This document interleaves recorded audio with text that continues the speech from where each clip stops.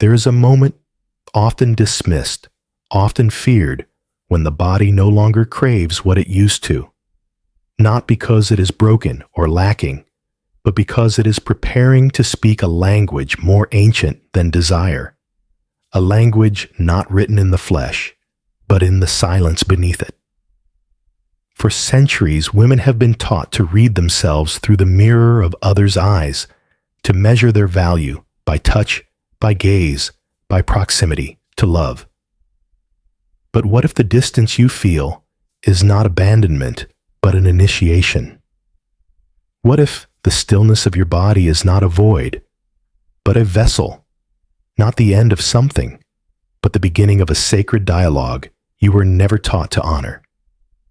Carl Jung would tell you that the unconscious speaks first in symbols and then in silence.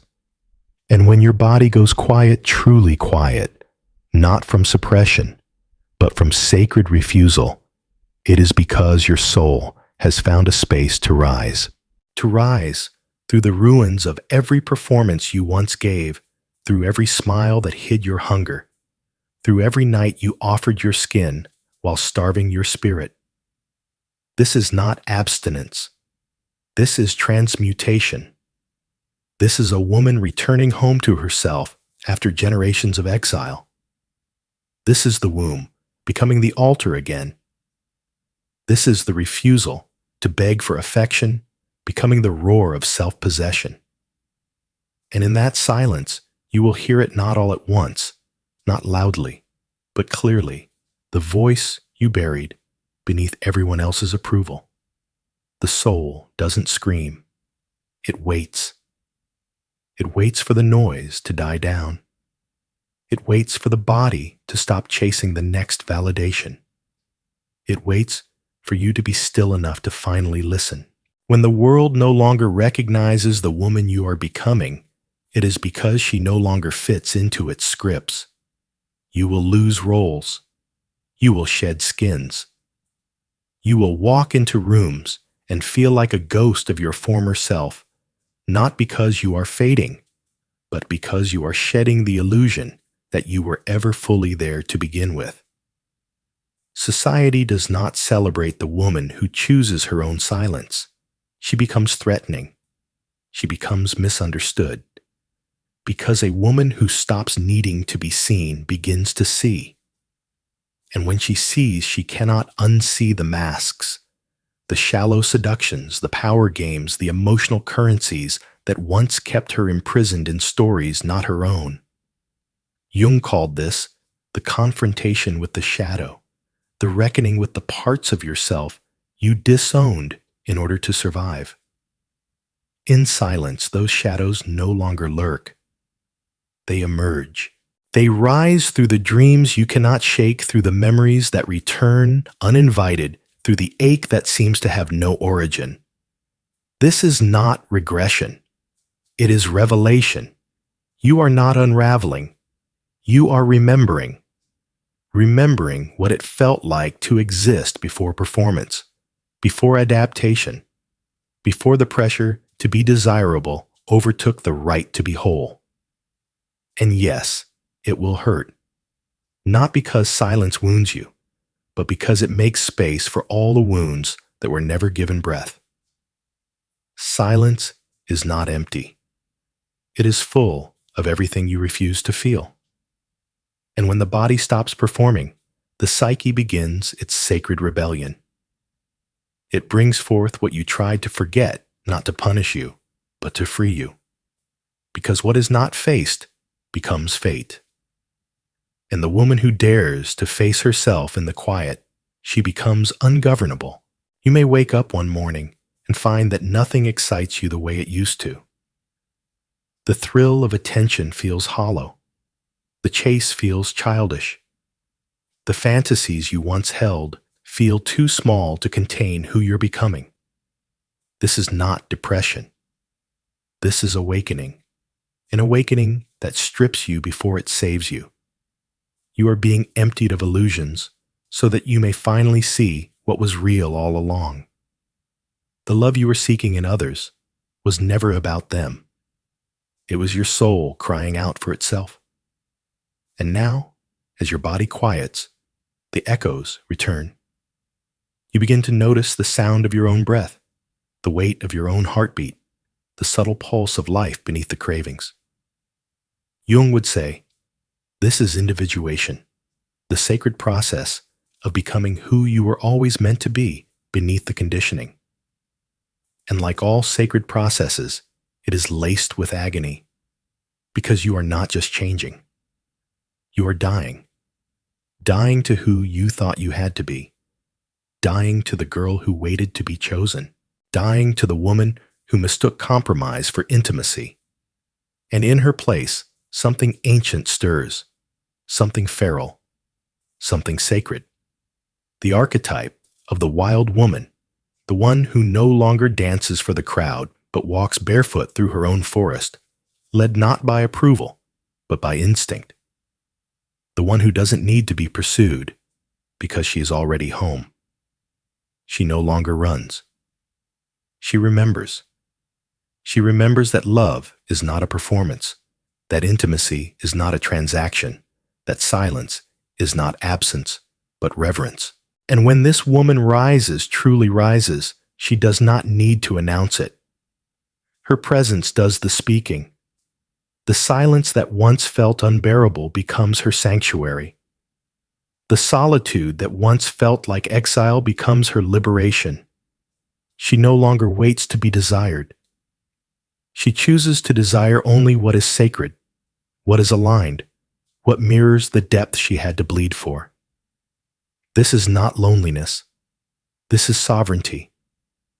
The body that once longed for another to complete it now pulses with its own sacred rhythm. And in that rhythm, she walks forward not toward someone, but toward herself. The same world that once seduced her with empty affection will now whisper that she is too much, too intense, too distant. But she knows. She knows that the same silence they fear is the silence that saved her. She is no longer available for ordinary conversations, for half-hearted love, for performances that insult the sacredness she reclaimed. And when love arrives, and it will not demand her silence, it will honor it. It will meet her in the forest, not with fireworks, but with presence. Not to complete her, but to walk beside her. Because the woman who has walked through the valley of her own absence no longer loves from hunger. She loves from overflow. From the fullness of a soul that chose itself when no one else did. And that kind of love cannot be seduced. It can only be mirrored. If you are reading this, and something in your chest feels like it's cracking open, that is your own soul recognizing the truth. You are not empty. You are preparing. You are not lost. You are awakening. What you called numbness is the stillness before the rebirth. What you called loneliness is the echo of your own voice returning home. Do not rush to fill the silence. Let it speak. Let it weep. Let it roar. Because within it lies the map you were never given. The map back to a self you abandoned for love, for validation, for survival. But you survived. And now it is time to live not as the echo of someone else's desire, but as the embodiment of your own divinity. Carl Jung said the privilege of a lifetime is to become who you truly are. And for a woman, that journey is often hidden beneath centuries of noise, of roles, of rules. But the body knows. The soul remembers. In the silence you feel, it is not a void. It is the veil lifting, the old skin peeling, the ancient self whispering, I am still here. So do not fear the absence. Do not fear the stillness. The body falls silent, yes, but the soul is just beginning to speak. And when it does, the world will have no choice but to listen. Not because you asked it to, but because your silence has become louder than any scream. Because your presence, once fragmented, has become whole. And wholeness, true wholeness, does not need to prove itself. It simply is. And it is sacred. And now that you have crossed this threshold, there is no turning back. The life that once sustained you, distracted you, even excited you, it no longer fits. Not because you are broken, but because you are being reborn. This is the soul's expansion, and like all expansions, it begins with contraction. You feel smaller, tighter, more exposed. You wonder if you're doing something wrong, because you're not chasing what you used to chase. But the truth is, you are no longer hungry in the same way. What once felt like nourishment now feels like poison. What once felt like love now feels like self-abandonment. You begin to sense that there are different kinds of silence. The silence of suppression, yes, but also the silence of sovereignty. The silence of a woman who is finally holding herself without apology, without compromise, without need. This is where the transformation crystallizes. You don't wake up and feel powerful. You wake up and feel raw, tender, new, uncertain. You are building strength, but it's not the loud, fierce kind. It's the steady, invisible kind. The kind that doesn't perform, doesn't announce itself, doesn't seek applause. Carl Jung would call this a sacred withdrawal, a return to the innermost archetype, the self. Not the persona, not the mask you wore to please, to survive, to be loved. The self that has watched you through every heartbreak, every night, of pretending every moment you said yes when your soul screamed no. That self has waited. And now, in the stillness of your body, it rises, not as an idea, but as a force, a gravitational center, a quiet command that reshapes your entire way of being. You begin to see it everywhere in the women who no longer chase, in the eyes that no longer flinch, in the posture of those who carry no apology. They have heard it too, that whisper, that thunder wrapped in stillness, that sacred ache that says enough, enough shrinking enough, pleasing enough, betraying your own knowing, just to avoid the discomfort of being alone. You begin to realize that aloneness is not the enemy. It is the forge. It is where the girl dies and the woman is born. Not the woman society sculpted, but the one your soul intended before the world ever touched you. This woman is not loud.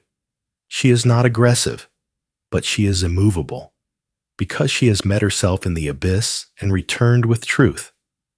That truth may not yet have words, but it has presence. It moves through you in every choice you make now, every time you say no to what once seduced you, every time you honor your body instead of bargaining with it, every time you choose peace over performance. You are not becoming harder. You are becoming sacred, and the world will either mirror that or fall away. Because the woman whose soul has begun to speak no longer tolerates echoes of her own silence.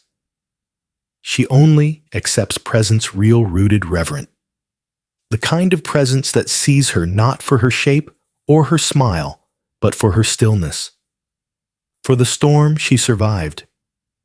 For the fire she became. You no longer seek to be filled. You seek to be met. And that shift changes everything. Your relationships begin to evolve or dissolve. Your ambitions shift from proving to expressing.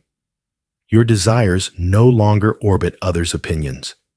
They pulse from within. This is not isolation. It is consecration. You are consecrating your own essence. You are saying, I matter enough to listen to myself first. And for a woman taught to mute her, knowing that is an act of revolution, the revolution of wholeness. Jung would say, this is when the animus within the inner masculine stops controlling you from the shadows and begins supporting you from integration. You are no longer waiting for a man to validate your worth. You are becoming the container that holds your own becoming. And if a man comes, he will meet you there, not as rescuer, not as ruler, but as equal flame. Until then, you walk alone, not in bitterness, not in exile, but in truth. You walk with the sacred silence that has become your compass. And in that silence, you become magnetic, not because you are trying to attract, but because you are fully aligned, fully lit from within, fully unavailable for anything that doesn't nourish your soul. The body falls silent, yes, but only because it no longer wants to perform. It wants to belong. And belonging begins not with being seen, but with seeing yourself. Naked, unadorned, holy. And now you understand what that early ache was.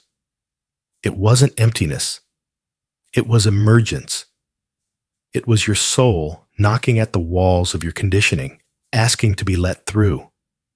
And when you answered, when you stopped running, stopped grasping, stopped silencing, you entered the temple of your own becoming. No one else can walk you through it. No lover, no friend, no guide. This is your initiation, your pilgrimage, your rite of return, and it will cost you everything false. The titles, the personas, the romanticized suffering, the masks of femininity that never fit quite right.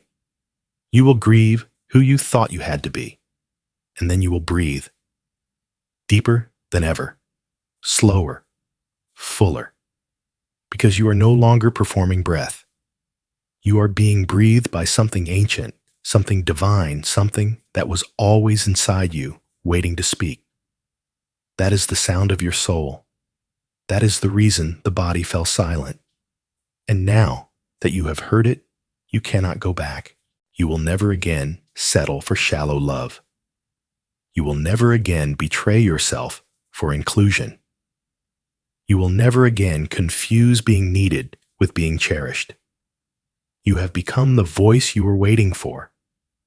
You have become the presence you once chased. And that woman is power. That is freedom. That is the return to your original frequency. And from that frequency, everything else rearranges. Life meets you at the depth you meet yourself. Love bows to your sovereignty. And the world, though it may not understand you, feels the weight of your sacred silence.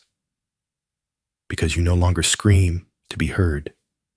You simply exist. And that existence is a prayer. There comes a moment, quiet yet irreversible, when everything you once tolerated begins to taste like betrayal. Not betrayal by others, but betrayal of self. And in that moment, you no longer bargain with your own silence. You begin to honor it, to let it guide you. What once felt like loneliness now feels like loyalty to your soul. The rooms you no longer walk into, the conversations you no longer entertain, the men you no longer answer, all of it becomes an act of devotion. Not to ego, but to essence. You are no longer asking, will they love me? You are now asking, does this resonate with who I've become? And in that question lies a revolution.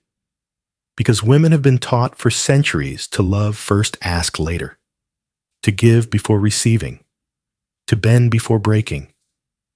But now your soul bends for no one, not out of pride, but out of clarity.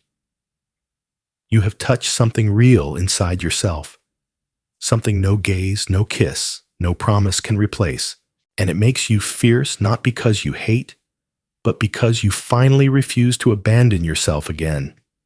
Jung would say, the self emerges when the false self dies. And your false self has died 1,000 tiny deaths in every compromise, every silence swallowed, every smile worn like armor. Now, you carry no armor, only truth.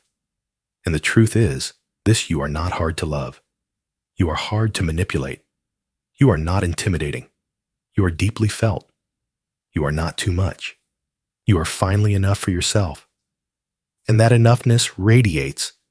It doesn't demand attention. It commands respect. Not because of what you do, but because of what you've released. You've released the need to be needed. And in doing so, you've become the most powerful version of yourself, whole-rooted awake. This is what they don't tell you about awakening. It doesn't make life easier. It makes it real. And reality is raw. You will miss people who never truly saw you. You will grieve versions of yourself who didn't know better. You will ache for a world that doesn't rush healing. But you will also feel something else, something sacred. A new kind of peace, not passive, but anchored. You are no longer at war with yourself. You no longer need to prove your worth to earn affection. Your silence speaks on your behalf. Your choices echo your self-respect. The men who once played games no longer interest you. The friendships built on gossip and convenience now feel like noise. Even your ambitions shift not toward domination, but toward alignment. You no longer chase the spotlight. You become the fire that illuminates your own path. You give yourself permission to slow down, to listen deeper, to say no without guilt. And in that space, you create a life that mirrors your soul, not your survival mechanisms. You attract different frequencies now, not louder people, truer ones, not perfect partners, honest ones, not bigger dreams, more soulful ones. Carl Jung said, "Who looks outside dreams, who looks inside awakens." And you, woman, have awakened. Through the ache, through the silence, through the sacred forgetting of who you were supposed to be. And now, as you take this final breath of this journey, you realize something that changes everything. The silence of the body was never emptiness. It was initiation. It was the soul whispering, "You are ready now." Ready not to return to who you were, but to rise into who you've always been.